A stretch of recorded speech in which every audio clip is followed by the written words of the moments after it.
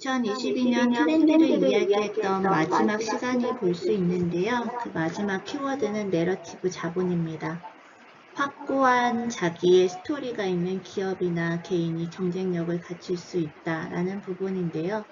그 부분을 서사라고 얘기합니다. 힘이 세다, 강력한 서사.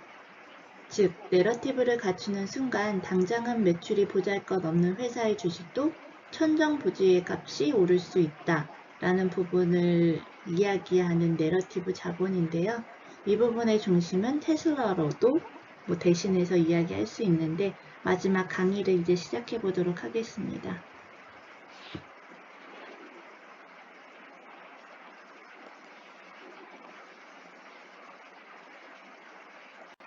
내러티브 자본이라고 얘기하면서 브랜딩이나 정치 영역에서도 자기만의 서사를 내놓을 때 단번에 대중의 강력한 주목을 받는다라고 이야기하는데요. 내러티브는 단순한 이야기와는 다릅니다. 이야기가 사건 자체를 전달한다라는 것에 초점을 둔다면 내러티브는 발화의 주체의 창의성을 갖고 자기만의 방식으로 서술하는 것에 방점을 찍는다고 이야기하는데요. 이야기로 표현된 내용 자체라고 하면 내러티브는 내용을 담는 형식이라고 이야기합니다. 이렇듯 내러티브 자본이 무엇을 의미하고 우리한테 어떤 의미를 주는지에 관해서 간략하게 설명드리도록 하겠습니다.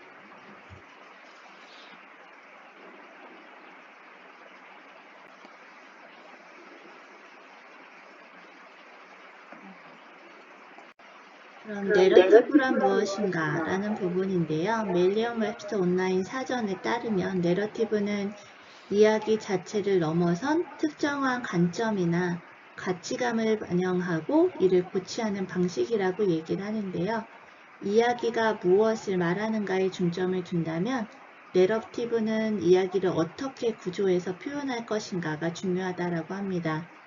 뉴턴이 사과를 던지는 것을 보고 만류인력의 법칙을 떠올렸다거나 아르키메데스가 목욕을 하다가 비중의 원리를 깨닫고 뛰어나와서 유레카를 외쳤다는 에피소드들은 한 번쯤 들어보셨죠.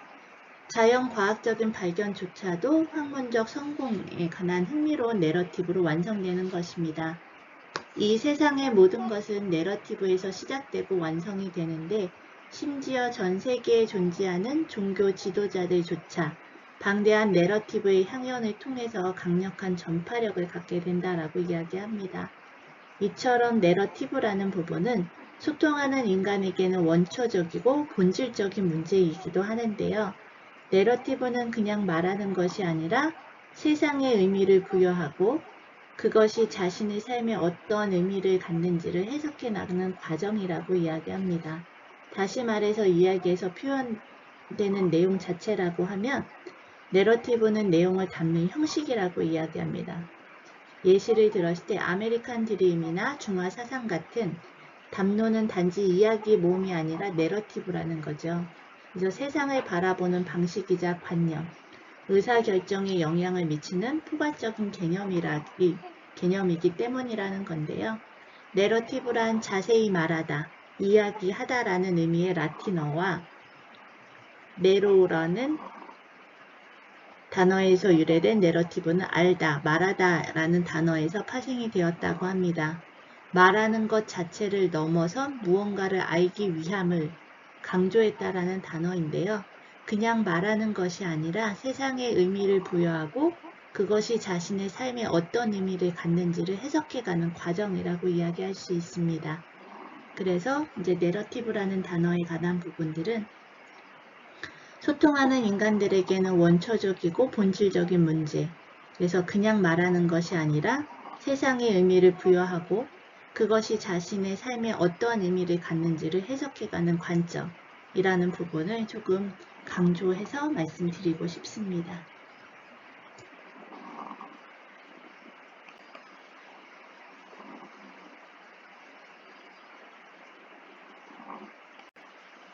그래서 이제 대부분 많이들 생각하시는 스토리텔링과 내러티브의 차이점에 관해서 이야기를 하면 스토리텔링은 방식은 이야기를 전달하는 방식이죠. 근데 내러티브는 해석적 소통이라는 부분의 차이점을 가지고 있고요. 전개하는 방식도 스토리텔링은 단편적인 사건을 전개한다라고 하면 내러티브는 구조적인 담화를 전략적으로 표현하는 부분이고요. 구조적인 차원에 있어서도 선형적 완결 구조를 가지고 있는 스토리텔링과는 차별적으로 내러티브는 순환적 개방 구조를 가지고 있다라고 하고요. 스토리텔링은 개인의 관심에 관해서 지향을 하지만 내러티브는 사회적 가치에 관해서 이야기를 하고 있고 지향을 하고 있고요.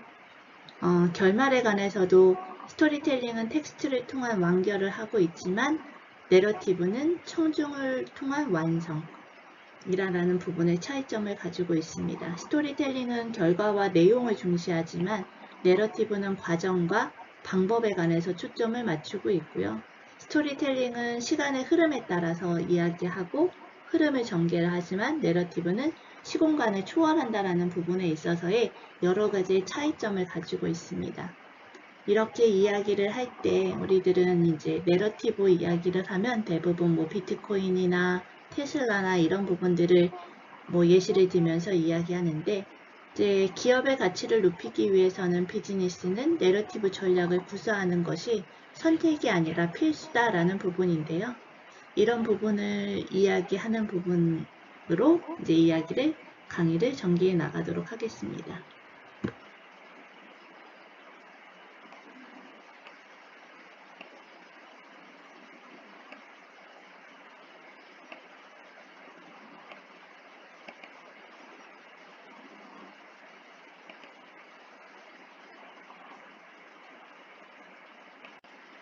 그럼 비즈니스 내러티브의 중요성에 관해서 말씀을 드리면은 뭐 예시로 한 두 개의 기업이 있습니다. 2020년 기준 A기업은 매출액 17조 원, 영업이익 4,270억 원인 반면 B기업은 매출액이 7조 원, 영업손실이 7,205억. A와 B 중심에서 본다라면 기업 가치는 어디가 높을까요? 답은 B라는 부분인데요. A는 모기업 대기업의 유통회사이고 B기업은 쿠팡이라는 부분이에요. 2031년 3월 미국 증권거래소에 상장된 쿠팡의 기업 가치는 69조 원으로 추산되면서 많은 이들이 충격에 빠졌습니다. 도저히 상식으로는 부합하지 않는 결과였기 때문인데요. 그 부분은 단순하지가 않고 쿠팡의 내러티브가 실적을 가볍게 뛰어넘었다라는 결과에 있어서 모든 사람들의 의아함을 풀어줬다라고 하는 부분인데요. 내러티브가 기업과 경제의 가치 평가를 적극 반영이 되어서 시장에 만들어지고 있다는 부분입니다. 기업이 어떻게 성장해 왔는지, 과거의 성적은 물론이고 앞으로 성장했을 때의 미래 가치가 핵심 지표로 자리 잡고 있다는 것인데요. 따라서 기업의 가치를 높이기 위해서 이제 비즈니스 내러티브 전략의 구사는 선택이 아닌 필수가 되고 있습니다. 투자자, 직원, 고객을 끌어들이는 건 물론이고요. 성공적인 사업을 지속하기 위해서 신뢰할 수 있는 비즈니스 내러티브를 만드는 일이 굉장히 중요해졌습니다. 전통적으로 이어오던 기업의 가치평가와 주식가치 측정법도 바뀌고 있는데요.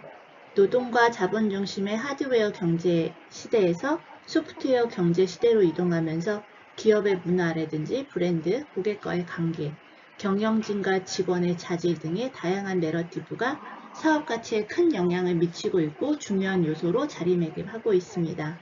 이러한 경제 요소에 대한 새로운 방식을 밸류에이션 시대를 맞이하고 있다는 것입니다. 이렇게 해서 우리는 내러티브 자본에 관해서 이야기하면서 사업에 관해서도 같이 연결지어서 설명을 해 보도록 하겠습니다.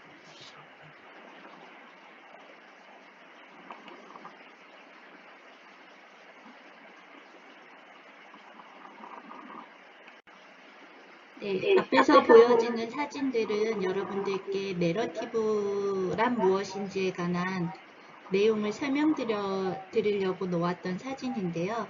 투자 영역에서 내러티브의 요소는 점차 중요한 대상으로 좀 떠오르고 있습니다. 숫자와 데이터보다는 매력적인 내러티브를 가진 주식에 투자하는 이들이 늘고 있기 때문이라고 하는데요. 심지어 숫자를 관찰하는 투자가나 전문가들조차도 자신들이 분석할 일련의 숫자 체계에 대해 내러티브적 의미를 부여하려고 한다고 합니다. 예컨대 이제 내러티브 하면은 테슬라라는 기업을 맨 먼저 이야기하게 되는데요. 테슬라의 기업 가치를 평가할 때 우선 100조 달러로 추산되는 전체 전기차 시장을 가치를 판단으로 기준 삼을 수는 있지만 스페이스X나 스타링크, 보링컴퍼니, 로보택시 등 일론 머스크가 이야기하고 있는 테슬라의 다른 혁신 기업들까지 평가 기준에 포함시켜 시너지를 계산할 경우 그 꿈의 값어치는 완전히 달라질 수 있다라는 이야기입니다. 이 꿈을 믿고 사람들이 투자하게 만드는 것이 오롯이 내러티브의 힘이라고 이야기하는데요. 비트코인도 어떻게 보면 마찬가지겠죠. 그래서 그 결과 내러티브를 가진 기업의 주가는 이익이 적거나 심지어 적자를 보고 있는 상황에서도 계속 오르고 있다는 부분입니다. 그래서 당장의 실적이 아니라 미래의 성공의 내러티브가 투자의 대상이 됐기 때문이라고 이야기할 수 있는데요. 이렇듯 새로운 경제 체제나 개념의 등장에도 내러티브의 역할은 굉장히 중요합니다.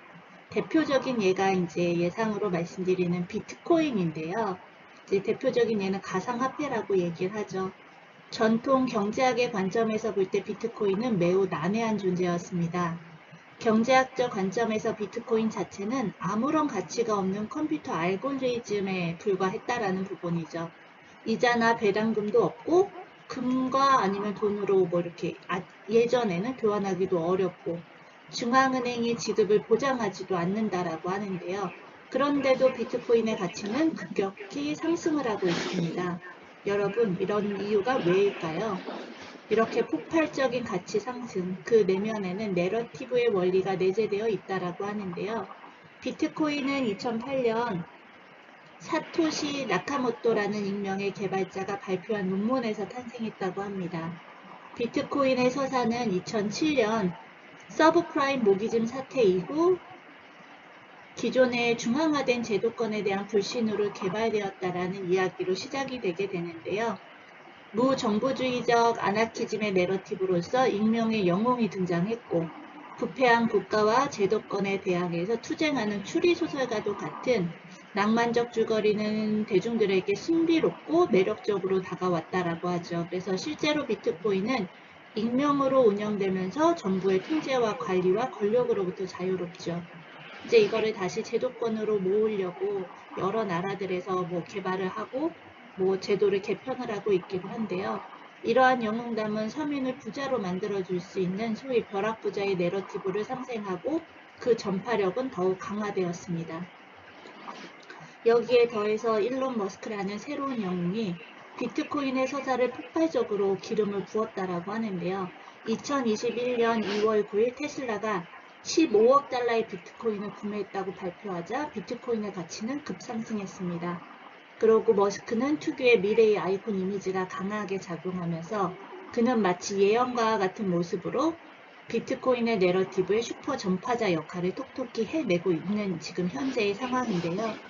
이렇듯 이제 일부에서는 일론 머스크가 테슬라의 자동차를 비트코인으로도 살 수 있도록 만들겠다라고 이야기하면서 비트코인이나 여러 가지 상황들이 전개되었던 부분을 말씀을 드리면서 그래서 내러티브 자본, 단순한 돈에 위치하는 게 아니라 그가 가지고 있는 서사의 배경으로 수익과 관계없이 가치가 무한정으로 솟아날 수 있다라는 내러티브 자본에 관한 설명의 예시를 드렸습니다.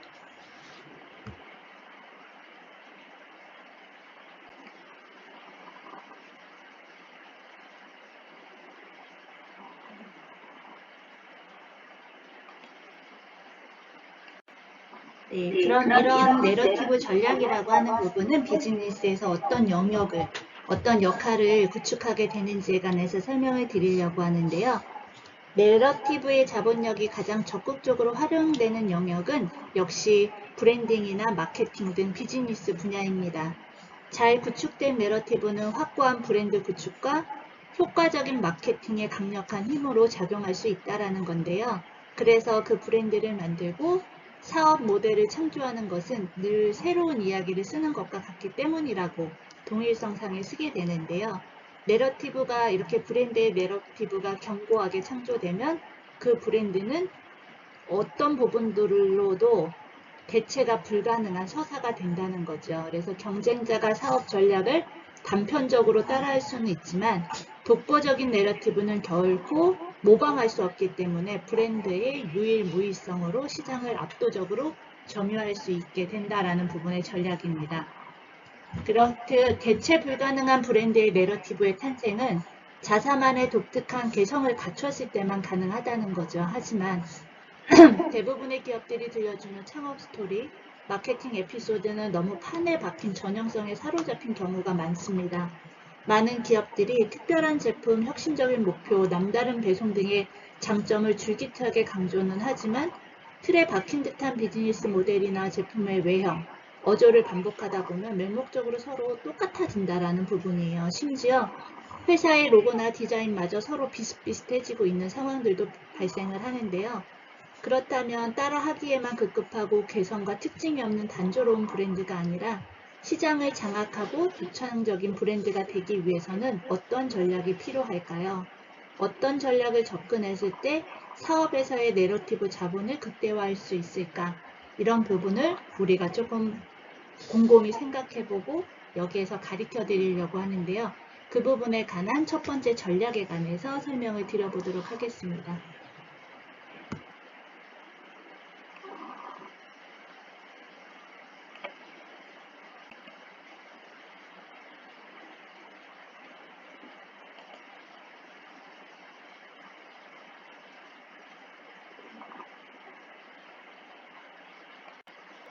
그래서 이렇게 강력한 서사를 가진 내러티브를 만들기 위해서는 첫 번째, 로고스에서 미토스로 라는 단어인데요.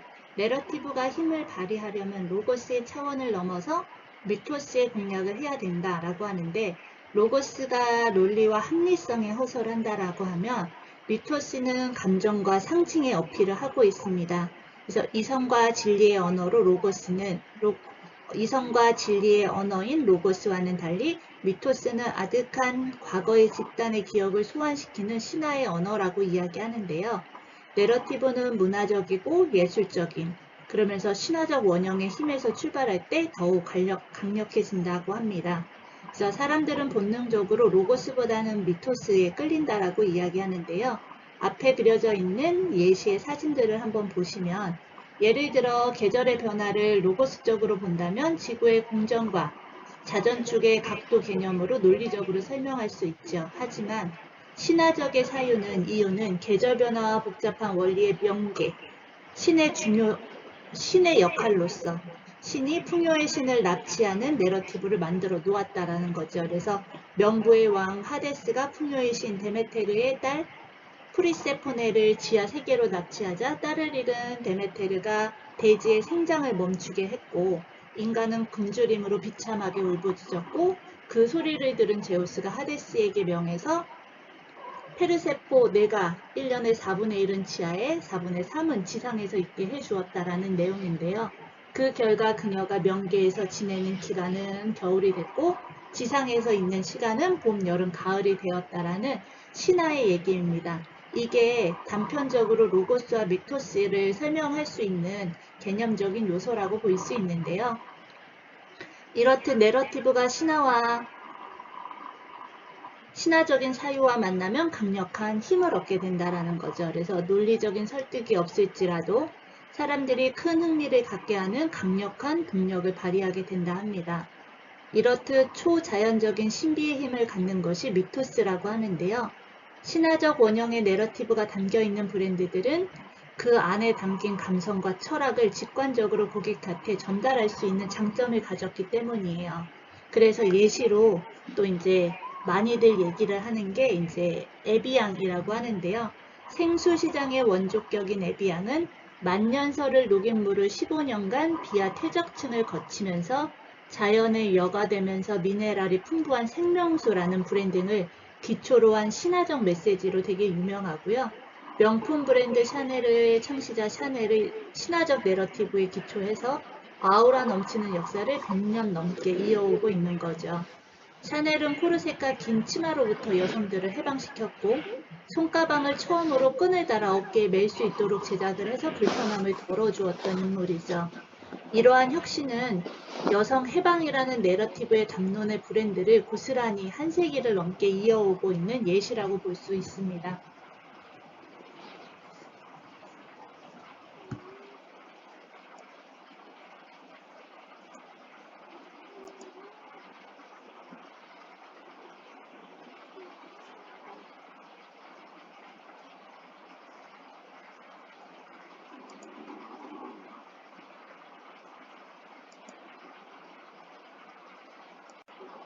네, 내러티브를 만들어내는 두 번째로는 고객 공동체와 함께 만드는 내러티브라는 단어인데요. 브랜드의 내러티브가 독창성을 갖기 위해서는 낡은 방식을 버리고 새로운 게임의 판을 짜야 한다는 건데요. 그러기 위해서는 무엇보다 고객 공동체의 역할이 핵심적으로 필요하다고 합니다. 예를 들어 1조 원의 가치를 지닌 유니콘 기업으로 성장하고 있는 무신사 같은 경우는 고객들이 스스로 생산하는 콘텐츠 자체에 집중을 하고 있는데요. 원래 무진장 신발이 사진이 많은 곳이라는 동호회 커뮤니티에서 시작한 이 기업은 기업답게 본인들의 시작과 이름처럼 지금의 무신사 스토어 랭킹의 운영진조차도 관여할 수가 없고 팬들에 의해서 자생적으로 만들어진다라고 이야기를 하는데요. 여러분들도 많이 활용을 하고 계시죠. 이로 인해서 무신사에서는 더 많은 회원들이 모여지게 되고 더 오래 그 사이트에 머물 수 있도록 하게 된다는 부분입니다. 그래서 유저들에 의해서 만들어진 컨텐츠는 판매와 직결되어지는 힘을 가질 수 있는데요. 공동체가 스스로 만들어내는 컨텐츠를 기반으로 브랜드의 정체성을 만들어 가고 있다는 것이요. 그래서 공동체를 통해서 완성된다는 자생적인 내러티브의 특징인 무신사 비즈니스 전략에도 그대로 적용이 되고 있는 점인데요. 이처럼 내러티브 브랜딩에서 청중보다는 공동체의 개념이 더욱 중요해지고 있습니다. 또한 브랜드의 내러티브를 만들 때에는 고객 공동체의 팬덤의 정체성을 강력하게 형성하는 것이 중요한데요. 글로벌 아이돌 방탄소년단의 팬덤인 아미의 경우 정체성을 공고히 하기 위해서 총 40여 개국의 언어와 글로벌 팬들을 대상으로 인구 센서스를 실시하여 그 데이터를 공개하기도 하고 있다라고 합니다. 이 프로젝트에서는 팬덤의 입맛대로 쉽게 범주화하지 않고 그 속에 들어갈 수 있는 개별적이고 구체적인 사람으로서의 팬을 인지하라는 메시지가 담겨 있다라고 하는데요. SNS와 유튜브에서 관련된 키워드를 검색을 하게 되면 다양한 나이와 인종, 성별, 직종 등 아미 구성원들의 자신 인생 중 그 어떤 순간에 방탄소년단을 만났는지, 그들의 어떤 메시지가 마음을 뒤흔들어 놓았는지, 또 그로 인해서 삶에 어떤 변화를 겪었는지를 고백하는 영상들이 수없이 쏟아져 나온다고 합니다.